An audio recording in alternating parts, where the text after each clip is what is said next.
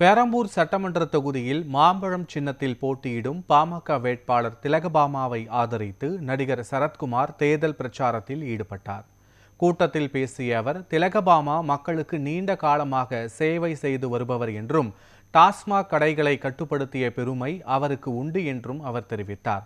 மேலும் தமிழகத்தில் போதைப் பொருள் பிரச்சினை அதிகரித்துள்ளதாகவும் மத்திய அரசின் திட்டங்கள் மற்றும் நிதி ஒதுக்கீடுகள் குறித்து பேசினார். அதோடு விஜயின் கட்சி குறித்து விமர்சனம் செய்து மாம்பழம் சின்னத்திற்கு வாக்களிக்குமாறு கேட்டுக்கொண்டார். வேட்பாளர் அனைத்து அண்ணா திராவிட முன்னேற்ற கழகத்தின் ஆசி பெற்ற வேட்பாளர், பாரதிய ஜனதா கட்சியின் ஆசி பெற்ற வேட்பாளர், தோழமை கட்சியின் தோழர்களின் ஆசி பெற்ற வேட்பாளர், அன்பு சகோதரர் மருத்துவர் அன்புமணி அவர்களின் ஆசி பெற்ற வேட்பாளர் திலகபாமா அவர்களுக்கு மாம்பழம் சின்னத்தில் வாக்குகள் சேகரிக்க வந்திருக்கின்றேன்.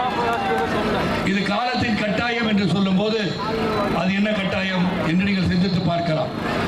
தமிழகத்தில் நடந்து கொண்ட ஆட்சி எப்படிப்பட்ட ஆட்சி என்பது நான் சொல்லி உங்களுக்கு தெரியும் அளவிலே இல்லை. காரணம், பல இடங்களில் சொல்லி ஆகிவிட்டது. பல முறை சொல்லி அனைவரும் சொல்லுகின்ற அளவிலே கடன் சுமை அதிகரித்து விட்டது. அந்த கடன் சுமையை எப்படி நாம் அகற்றப் போகிறோம், அதை எப்படி நிவர்த்தி செய்ய போகிறோம், தலை ஒன்றுக்கு இத்தனை ரூபாய் கடன் என்ற அளவிலே தமிழகம் பயணித்துக் கொண்டிருக்கும் போது அதை நாம் எப்படி சரி செய்வது என்று சிந்தித்து பார்க்கும் சூழ்நிலையில் நாம் பயணித்துக் கொண்டிருக்கின்றோம்.